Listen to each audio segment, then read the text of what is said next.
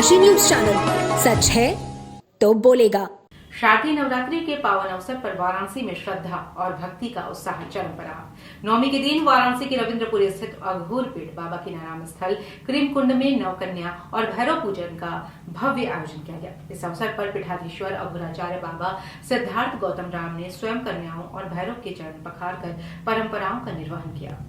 9 दिनों तक मां दुर्गा के विभिन्न स्वरूपों की आराधना के बाद नवमी के दिन कन्या पूजन के साथ नवरात्रि का समापन हुआ। बाबा कीनाराम स्थल पर सुबह आश्रम परिसर की सफाई और नियमित पूजा अर्चना के बाद नवमी कन्या पूजन विधिवत शुरू हुआ। पीठाधीश्वर बाबा सिद्धार्थ गौतम राम के मार्गदर्शन में 9 कन्याओं को देवी स्वरूप में और एक बालक को भैरव बाबा के रूप में सजाकर पूजा स्थल पर प्रतिष्ठित किया गया। पीठाधीश्वर ने सभी कन्याओं और बालक के चरण पखारे और उन्हें सम्मान पूर्वक आसन पर बिठाया। इसके बाद वैदिक मंत्रोच्चार के साथ पूजन और आरती की गई। कन्याओं और भैरव बाबा को विविध व्यंजनों का भोग अर्पित किया गया। पूजा समापन के बाद सभी ने उनके चरण स्पर्श कर आशीर्वाद प्राप्त किया।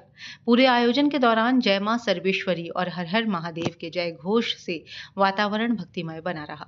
पूजन के बाद भंडारे का आयोजन किया गया, जिसमें हजारों श्रद्धालुओं ने प्रसाद ग्रहण कर पुण्य लाभ अर्जित किया।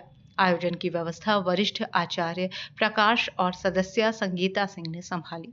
क्रीम कुंड स्थित बाबा कीनाराम स्थल पर हर वर्ष चैत्र और शारदीय नवरात्रि में विशेष धार्मिक अनुष्ठान आयोजित किए जाते हैं।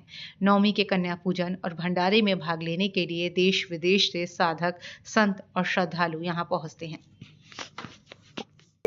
मैं यहाँ इस आश्रम से और इस परंपरा से लगभग 21 वर्षों से जुड़ी हुई हूँ और बराबर से ये आज के दिन, आज नवरात्र का नवमी का दिन है। रोज यहाँ कलश रखा गया है, विधिवत पूजा होती है, यज्ञ होता है और आज के दिन हमारे यहाँ कन्याओं की पूजा की जाती है।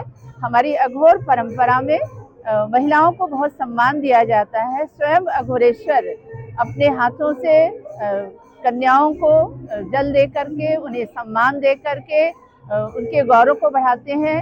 आज के समय में, आज जब हमारा समाज इस तरह की विविधताओं से जूझ रहा है, महिलाओं के सम्मान में कमी आती जा रही है, ऐसे समय में हमारे सिर्फ मुझे लगता है हमारे इस अघोर आश्रम में ही महिलाओं को इतना अधिक सम्मान मिलता है।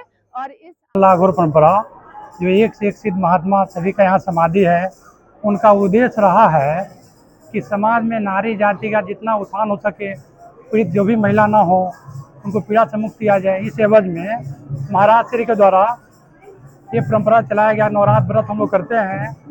नवरात्र में 9 दिन में 9 कन्या का पूजन करते हैं। आप पूजन करने में देश देश के पूरे कोने कोने के लोग आते हैं। हम लोग व्रत करते हैं और 9 कन्या के रूप में पूजन करते हैं।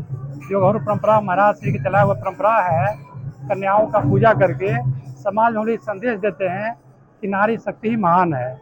जो प्रकृति है, प्रकृति का हम लोग पूजा करते हैं, उसी से पूरा संसार की उत्पत्ति है। अघोर परंपरा जो है पूरा प्रकृति का पूजा करता है, शक्ति के उपासक होता है और जितने यहाँ सिद्ध हुए हैं शक्ति की उपासना करके शिवत्व को प्राप्त किए हैं। तो परम पूज्य गुरुदेव जी की कृपा से जन जन से आए जितने हमारे गुरु भाई लोग हैं, हम सभी लोग यहाँ कन्या पूजन करके ये व्रत अपना पूरा करते हैं नवरात्र का। उसके बाद समाज में जा करके समाज में सेवा देते हैं। पीड़ित को सेवा देना, मान लीजिए हमारी कन्या असहाय हैं, उनका शादी ब्याह कराने का हम लोग काम करते हैं।